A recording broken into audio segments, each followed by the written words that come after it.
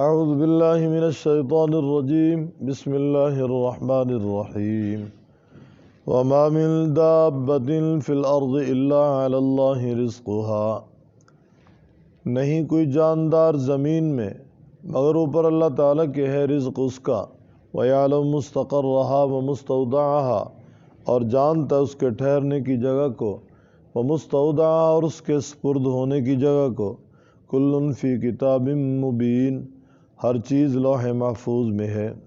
وَهُوَ الَّذِي خَلَقَ السَّمَاوَاتِ وَالْأَرْضَ فِي سِتَّةِ أَيَّامٍ، وہی جس نے پیدا کیا آسمان اور زمین 6 دنوں میں، وَكَانَ عَرْشُهُ عَلَى الْمَاءِ، تھا عرش اس کا اوپر پانی کے، لِيَبْلُوَكُمْ أَيُّكُمْ أَحْسَنُ عَمَلًا، تاکہ تمہیں آزمائے تم میں اچھے عمل کون کرتا ہے۔ وَلَئِن قُلْتَ إِنَّكُمْ مَبْعُوثُونَ، اور البتہ اگر تو نے کہا بے شک تم اٹھائے جاؤ گے، من بعد الموت، بعد موت کے، لَيَقُولَنَّ الَّذِينَ كَفَرُوا، البتہ ضرور کہیں گے کافر، إِنْ هَذَا إِلَّا سِحْرٌ مُبِينٌ، نہیں ہے مگر جادو ہے بڑا، جادو ہے کھلا۔ وَلَئِنْ أَخَّرْنَا عَنْهُمُ الْعَذَابَ إِلَىٰ أُمَّةٍ مَّعْدُودَةٍ، اور البتہ اگر ہم مؤخر کر دیں ان سے عذاب ایک معلوم مدت تک، ایک گنی ہوئی مدت تک، لَيَقُولُنَّ مَا يَحْبِسُهُ، البتہ ضرور کہیں گے کس نے روک دیا اس کو، الا خبردار، یوم یأتیہم، جس دن آئے گا ان کے پاس عذاب، لیس مصروفا عنہم، نہیں پھیرا جائے گا ان سے، وحاق بہم، اور گھیر لیں گی ان کو وہ چیزیں، ما کانوا بہ یستہزئون، جن سے وہ استہزاء کرتے تھے۔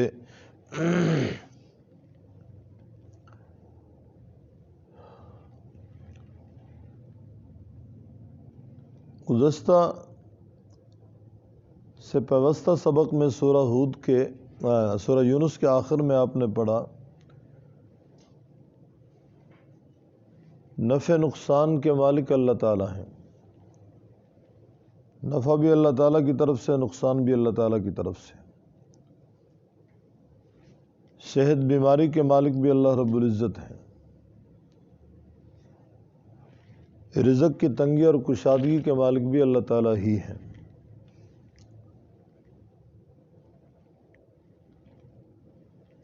آج کی زیر سبق آیات میں اللہ تعالیٰ فرما رہے ہیں زمین کی پشت پہ جتنے بھی حرکت کرنے والے ہیں، چاہے 2 پاؤں پہ چلنے والے ہوں، 4 پاؤں پہ چلنے والے ہوں، اس سے زیادہ پاؤں پہ چلنے والے ہوں، یا پیٹ کے بل چلنے والے ہوں، سب کو اللہ تعالیٰ رزق دے رہے ہیں، سب کو اللہ تعالیٰ ہی کھلا رہے ہیں۔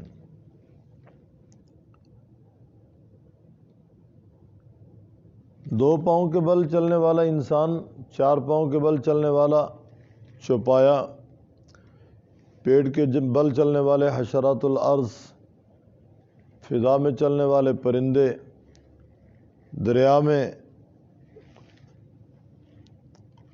گویا حرکت کرنے والی مخلوق، سب کی روزی اللہ تعالیٰ کے ذمے ہے، سب کو اللہ تعالیٰ کھلا پلا رہے ہیں۔ دابہ کے معنی حرکت کرنے والا، چلنے والا، فرمایا جو بھی ہے، چھوٹا ہے یا بڑا ہے، فرد ہے یا جماعت ہے، خاندان ہے یا معاشرہ ہے، سب کی روزی اللہ تعالیٰ کے ذمے ہے، الا علی اللہ رزقها، سب کو اللہ تعالیٰ کھلا رہے ہیں۔ دور جاہلیت میں لوگ اس وجہ سے اپنے بچوں کو قتل کر دیتے تھے، کون کھلائے گا کون پلائے گا۔ رب تعالیٰ فرماتے ہیں نحن نرزقکم وإیاہم، تمہیں بھی ہم کھلا رہے ہیں، ان کو بھی ہم کھلائیں گے۔ ہر پیدا ہونے والا اپنا مقدر ساتھ لے کر آتا ہے، اپنی روزی ساتھ لے کر آتا ہے، جو جو اس نے کھانا اس کے لیے لکھا جا چکا ہے۔ اس وجہ سے کسی کو قتل کرنا کہ اس کو کھلائیں گے کہاں سے، پلائیں گے کہاں سے، جہالت اور نادانی ہے۔ آج کافر شور مچا رہے ہیں کہ جی انسانیت کم ہونی چاہیے، انسانیت اگر پھیل گئی تو پھر ان کی خوراک اور ان کی پوشاک کا انتظام کون کرے گا؟ 50 سال پیچھے چلے جائیں، 2.5-3 ارب لوگ تھے، اب 6 ارب سے زائد لوگ ہیں۔ آج سے 50 سال کے بعد اگر 12 ارب بھی ہو گئے، اس کے 50 سال کے بعد 24 ارب بھی ہو گئے، اگر آفات عذاب سے بچے رہے تو اللہ تبارک و تعالی جس طرح ان کو کھلا رہے ہیں ان کو بھی کھلائیں گے۔ جب تک کسی کے مقدر میں کوئی لقمہ کوئی دانہ لکھا ہوا ہے اس وقت تک موت نہیں آئے گی۔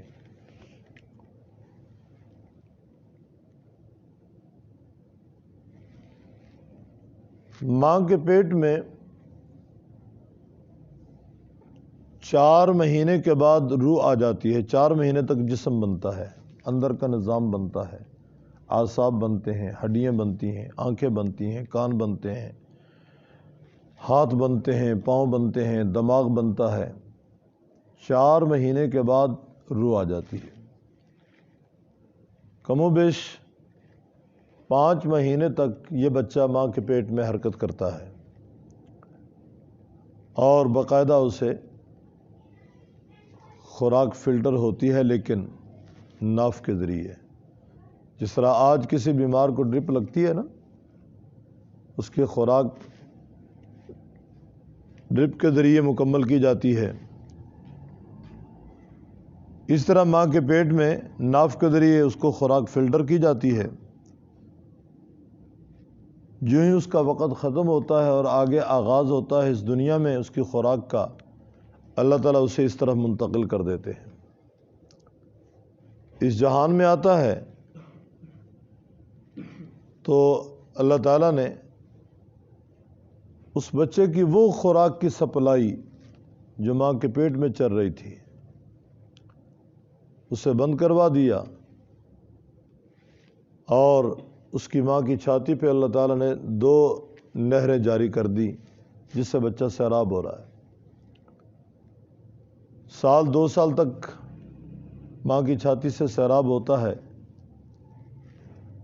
پھر شریعت کے حکم کے مطابق ماں اس سے کہتی ہے بیٹا اب میں تجھے دودھ نہیں پلا سکتی۔ پہلے ڈاکٹر نے، دائیا نے وہ راستہ منقطع کر دیا جہاں سے خوراک فلٹر ہو رہی تھی، اللہ نے 2 دروازے کھول دیے۔ پھر ایک وقت آتا ہے کہ ماں یہ دونوں دروازے اس سے چھڑوا دیتی ہے، بند کر دیتی ہے کہ آج کے بعد مجھ سے تو سیراب نہیں ہو سکتا۔ پھر زمین کی پشت پہ اللہ تعالیٰ اس کے لیے 4 دروازے کھول دیتے ہیں۔ مشروبات کا راستہ، اناجوں کا راستہ، پھلوں کا راستہ، لحمیات گوشتوں کا راستہ۔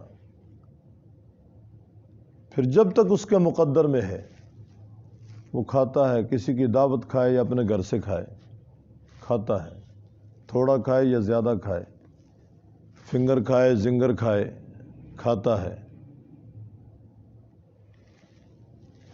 حلال کھانے کی اللہ تعالیٰ سب کو توفیق عطا فرمائے۔ حلال خوراک میں بڑا مزہ ہے، حرام میں بظاہر لذت ہے، بظاہر لطف ہے، لیکن اس کی نحوست یہ ہے کہ اللہ تعالیٰ طاعت کی توفیق سلب کر لیتے ہیں۔ حرام کھانے والے سے اللہ تعالیٰ نیکی کی توفیق سلب کر لیتے ہیں، پھر حصول علم کے جو ذرائع ہیں وہ مسدود ہو جاتے ہیں، پھر ہاتھ کام کا نہیں رہتا، کان کام کا نہیں رہتا، ناک زبان آنکھ کام کی نہیں رہتی، سب دروازے بند ہو جاتے ہیں، پھر فسق و فجور میں آدمی مبتلا ہو جاتا ہے۔ اللہ تعالیٰ نے انبیاء علیہ الصلوۃ والتسلیمات سے کہا کلوا من الطیبات واعملوا صالحا، کھاؤ ستھری چیزیں اور اچھے عمل کرو۔ گویا اچھے اعمال کا دار و مدار اکل حلال پہ ہے، اچھی خوراک پہ ہے۔ اچھا کھائیں گے، حلال کھائیں گے، اچھے اعمال صادر ہوں گے۔ ہر ایک کو مسجد میں آنے کی توفیق نہیں مل رہی، ہر ایک کو قرآن پاک کی تلاوت کی توفیق نہیں مل رہی، ہر ایک کو نماز با جماعت کی توفیق نہیں مل رہی، ہر ایک کو درود شریف تیسرا کلمہ استغفار پڑھنے کی توفیق نہیں مل رہی، ہر ایک کو سچ بولنے کی توفیق نہیں مل رہی، ہر کسی کو ماں باپ کی خدمت کی توفیق نہیں مل رہی۔ کیوں؟ ہماری بیس غلط جا رہی ہے۔ آج ڈائریکٹلی انڈائریکٹلی طور پہ سود ہمارے لقموں میں شامل ہے، رشوت ہمارے لقموں میں شامل ہے، فراڈ کا گویا کہ ذرہ ہمارے لقموں میں شامل ہے، غصب ڈاکہ زنی چوری کا مال ہمارے لقموں میں شامل ہے، چینا جپٹی ہر جگہ موجود ہے۔ تو یہ کوئی خوش فہمی میں مبتلا ہونے والی بات نہیں ہے کہ او جی فلاں نے بڑا زور لگایا مجھے مسجد میں آ جاؤ، میں نہیں گیا۔ اس کا کمال نہیں ہے، اللہ نے اسے نہیں آنے دیا، کوئی نہ کوئی پیچھے اسباب موجود ہیں جس کی وجہ سے وہ مسجد کی طرف نہیں آ رہا، خیر کی طرف نہیں آ رہا، نیکی کی طرف نہیں آ رہا، طہارت کی طرف نہیں آ رہا، قیام رکوع سجدے کی طرف نہیں آ رہا، سچائی کی طرف نہیں آ رہا۔ تو عقل حلال سے اللہ تعالیٰ اعمال صالحہ کی دولت عطا فرماتے ہیں۔ بہرحال جو پیدا ہوا وہ کھا کر رہے گا، اور جب تک اس کے مقدر میں ہے وہ کھاتا رہے گا۔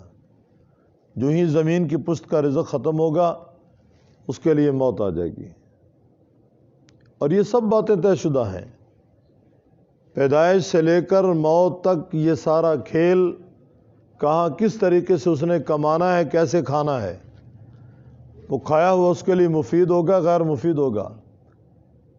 وہی دو چار لقمے ہیں کھانے سے پیٹ درد ہو جاتا ہے، وہی لقمے ہیں ٹھیک ہو جاتا ہے، وہی لقمے ہیں صحت بنتی ہے، وہی لقمے ہیں بیمار ہو جاتا ہے، وہی لقمے ہیں ان کو کھا کر آدمی گویا محنت مزدوری کرتا ہے، وہی لقمے ہیں کہ ان کو کھانے کے بعد کسی وقت سستی کا شکار ہو جاتا ہے۔ سب طے شدہ باتیں ہیں۔ تو کہتے ہیں جو ہی زمین کا رزق اس کے لیے اللہ سمیٹتے ہیں تو اس کے لیے موت کا فیصلہ ہو جاتا ہے۔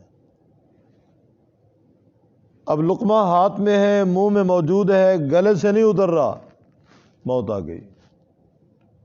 اب یہ لقمہ اس کے پیٹ میں جانا اس کے مقدر میں نہیں تھا، نہیں کیا؟ جو جو مقدر میں ہے وہ مل کر رہے گا، یہی مفہوم ہے۔ نہیں کچھ چلنے والا زمین کی سطح پہ، زمین کی پشت پہ، اللہ تعالیٰ کے ذمے اس کا رزق وَيَعْلَمُ مُسْتَقَرَّهَا وَمُسْتَوْدَعَهَا، وہ جانتا ہے اس کے مستقر کو اور اس کے سپرد ہونے کی جگہ کو۔ آج مسلمانوں سے کہا جا رہا ہے کہ منصوبہ بندی پہ عمل کرو، بچوں پہ کنٹرول کرو، کہاں رہیں گے، کہاں مکان، کہاں پوشاک، کہاں خوراک،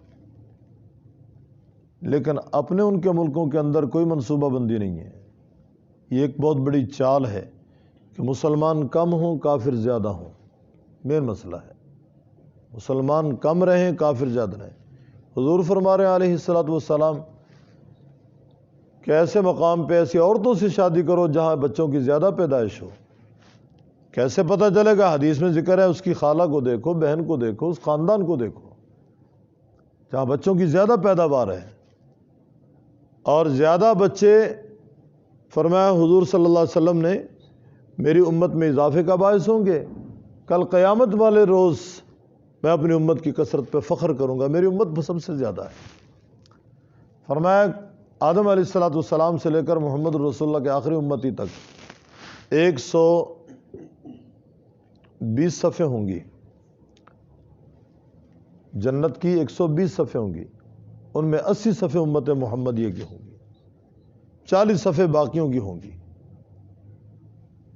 تو حضور تو فرما رہے میں اپنی امت کی کثرت پہ فخر کروں گا، اور آج ہم کہہ رہے ہیں نہیں بچے 2 ہی اچھے، بھلے بھلے یہ نعرہ لگا رہے ہیں بچے 2 ہی اچھے، بچے 100 ہی اچھے۔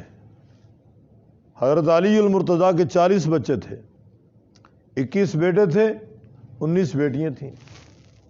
اب بنگلہ دیش میں غریب سے غریب گھرانے والوں کے پاس 25 سے سٹارٹنگ ہوتی ہے، 25، 35، 45، 55 تک چلے جاتے ہیں، وہ نہیں بھر رہے، ان کا تو رقبہ بھی ہم سے کم ہے۔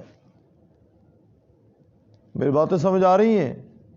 یہ کفر کا شوشہ ہے، اور آج مختلف طریقوں سے وہ منصوبہ بندی کروا رہے ہیں، منصوبہ بندی پہ عمل کر رہے ہیں، کس طریقے سے مسلمان کم رہیں، مسلمانوں کی نفری نہ بڑھے۔ اور اگر یہ خوف ہے ان کو کہ کھلائیں گے کہاں سے، پلائیں گے کہاں سے، وہ خود کہاں سے کھا رہے ہیں۔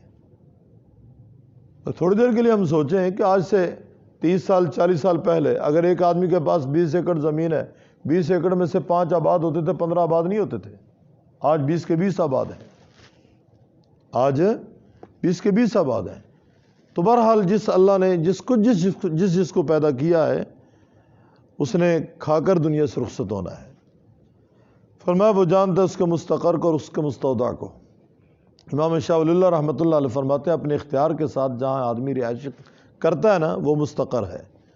اس زمین کے پس پہ اپنے اختیار کے ساتھ چاہے گجرانوالہ میں مکان بنا لو، لاہور میں بنا لو، گجرانوالہ میں آپ سڈلا ٹاؤن میں بنا لیں، بابڑا ٹاؤن میں بنا لیں، نہر سے پار بنا لیں، بائی پاس سے پار بنا لیں، اندر بنا لیں، اپنے اختیار میں ہے نا، جہاں جیسے کسی کی ترتیب بنے۔ لیکن مستودع وہ ہے جہاں اختیار نہیں ہے۔ اس لیے شاہ عبد القادر صاحب رحمہ اللہ فرماتے ہیں ماں کا پیٹ مستودع ہے، وہاں غیر اختیاری طور پہ اس کی قیام گاہ ہے، اپنے اختیار سے وہاں نہیں ٹھہرا وہ۔ اور قبر بھی اس کا مستودع ہے، قبر میں بھی وہ اپنے اختیار سے نہیں جائے گا۔ کسی زندہ کو ہم یہ کہہ سکتے ہیں تجھے پرسوں قبر میں ڈالنا ہے، تو سر نہیں پھاڑ دے گا۔ تم کون ہوتے ہو یہ کہنے والے بھائی؟ تو قبر میں کس کو اتارا جا رہا ہے؟ بے بس آدمی کو، بے جان جسم کو بظاہر، گویا جس کی روح پرواز کر جاتی ہے، جو ہمارے ہاتھوں میں لاشا ہے، اسے قبر میں اتار رہے ہیں۔ مستودع کل فی کتاب مبین، ہر چیز لوح محفوظ میں ہے۔ وَهُوَ الَّذِي خَلَقَ السَّمَاوَاتِ وَالْأَرْضَ، وہی جس نے پیدا کیا آسمانوں کو اور زمین کو 6 دنوں میں۔ 6 دنوں سے مراد یہ ہمارے دن تو نہیں ہے، کیونکہ اس وقت سورج چاند کا نظام ہی نہیں تھا، ہمارے اس مقدار میں۔ وَكَانَ عَرْشُهُ عَلَى الْمَاءِ، تھا اس کا عرش اوپر پانی کے۔ پہلے نمبر کے مفسر قرآن حضرت عبداللہ بن مسعود رضی اللہ تعالیٰ عنہ سے کسی نے پوچھا کہ عرش تو پانی پہ تھا، پانی کس پہ تھا؟ فرمایا پانی ہوا پہ۔ ہوا کس پہ تھی؟ فرمایا ہوا اللہ تعالیٰ کی قدرت پہ۔ گویا ساری کائنات کا نظام اللہ کی قدرت پہ کھڑا ہے، ساری کائنات کا نظام اللہ کی قدرت پہ کھڑا ہے۔ وَكَانَ عَرْشُهُ عَلَى الْمَاءِ، سب سے پہلے اللہ تعالیٰ نے کس کو پیدا کیا؟ ایک روایت میں ہے اول ما خلق اللہ العقل، اللہ تعالیٰ نے سب سے پہلے عقل کو پیدا کیا۔ ہمارے شیخ رحمہ اللہ فرماتے ہیں میری تحقیق میں یہ روایت جعلی ہے۔ پھر ایک روایت میں ہے اول ما خلق اللہ العرش، اللہ نے عرش کو پیدا کیا، فرماتے اس میں بھی کلام ہے، یہ بھی روایت ٹھیک نہیں ہے۔ پھر ایک روایت میں اول ما خلق اللہ نور نبی کا من نورہ، کہ اللہ تعالیٰ نے اپنے نور کے فیض سے محمد الرسول اللہ کے نور کو، یعنی آپ کی روح کو پیدا کیا۔ فنی اعتبار سے یہ روایت بھی ٹھیک نہیں فرماتے ہیں، البتہ یہ روایت فنی اعتبار سے ٹھیک ہے اول ما خلق اللہ القلم، کہ سب سے پہلے اللہ تعالیٰ نے قلم کو پیدا کیا جس نے تقدیر لکھی۔ اور اگر دیکھا جائے کہ آپ صلی اللہ علیہ وسلم کی روح مبارک یہ کہا جا سکتا ہے کہ تمام ارواح میں سب سے پہلے پیدا ہوئی، ورنہ اللہ نے قلم کو پیدا کیا، قلم نے ساری چیزیں لکھی۔ تو بہرحال مفسرین کرام کے ہاں یہ باقاعدہ تفصیلی اور اس میں کیا کہتے ہیں علمی بحث ہے۔ وَكَانَ عَرْشُهُ عَلَى الْمَاءِ لِيَبْلُوَكُمْ أَيُّكُمْ أَحْسَنُ عَمَلًا۔ مقصد تخلیق کائنات کیا ہے؟ تاکہ تمہارا امتحان لے تمہیں اچھے عمل کون کرتا ہے۔ اللہ تعالیٰ تاکہ تمہیں آزمائے تمہیں اچھے عمل کون کرتا ہے۔ پیدائش کیوں ہو رہی ہے؟ اللہ تبارک و تعالیٰ تمہیں جانچنا چاہتے ہیں، تم میں اچھا کون بننا چاہتا ہے، اچھائی کا کون حامل ہونا چاہتا ہے، اور کون ہے جو سراپا برائی کو ساتھ لے کر چلنے والا ہے۔ وَلَئِن قُلْتَ إِنَّكُمْ مَبْعُوثُونَ، البتہ اگر آپ نے کہا بے شک تم اٹھائے جاؤ گے، موت کے بعد ضرور کافر کہیں گے هَذَا إِلَّا سِحْرٌ مُبِينٌ، یعنی اگر آپ یہ کہیں کہ تم موت کے بعد اٹھائے جاؤ گے، بعض بعد الموت حق ہے، ایمانیات میں سے ایک یہ بھی ہے کہ ہر مرنے والے کو دوبارہ اللہ نے زندہ کرنا ہے، اللہ تعالیٰ کے ہاں پیشی ہے۔ فرمایا ضرور کافر کہیں گے هَذَا إِلَّا سِحْرٌ مُبِينٌ، نہیں ہے مگر جادو ہے کھلا۔ وَلَنْ أَخَّرْنَا عَنْهُمُ الْعَذَابَ، البتہ اگر ہم مؤخر کر دیں ان سے عذاب الی امت معدودہ، ایک معلوم مدت تک، تو ضرور کہیں گے ما یحبسو، کس نے روک دیا اس کو۔ یا امت کے معنی مدت کے ہیں، ایک جگہ امت کے معنی جماعت کے ہیں، کنتم خیر امت سورہ آل عمران میں تم بہترین لوگ ہو، بہترین جماعت ہو، اور سورہ نحل میں ان ابراہیم کان امتا قانتا للہ حنیفا، وہاں امت کے معنی پیشوا کے ہیں، یہاں امت کے معنی مدت کے ہیں۔ اگر ہم مؤخر کر دیں ان سے عذاب الی امت معدودہ، ایک معلوم مدت تک، البتہ ضرور کہیں گے کافر ما یحبسہ، کس نے روک دیا اس کو۔ الا یوم یاتیہم، خبردار جس دن آئے گا ان کے پاس لیس مصروفا، پھیرا نہیں جائے گا ان سے، وحاق بہم ما کانوا بہ یستہزئون، گھیر لیں گے ان کو وہ چیزیں جن سے وہ استہزاء کرتے تھے۔ وما من دابۃ فی الارض، نہیں کوئی چلنے والا زمین میں، الا علی اللہ، مگر اوپر اللہ تعالیٰ کے ہے رزقھا، رزق اس کا، وَيَعْلَمُ مُسْتَقَرَّهَا وَمُسْتَوْدَعَهَا، جانتا ہے اس کے مستقر کو اور اس کے سپرد ہونے کی جگہ کو، کل فی کتاب مبین، ہر چیز لوح محفوظ میں ہے۔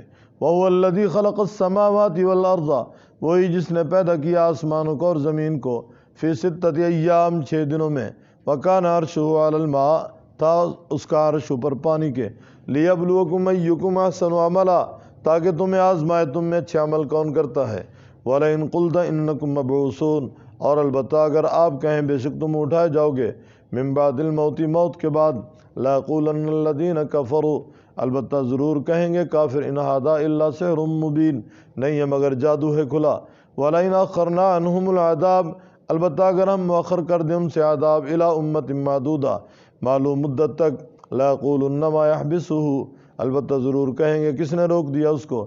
الا یوم یاتیہم لیس مصروفا، خبردار جس دن آئے گا ان کے پاس نہیں پھیرا جائے گا ان سے، وحاق بہم ما کانوا بہ یستہزئون، گھیر لیں گے ان کو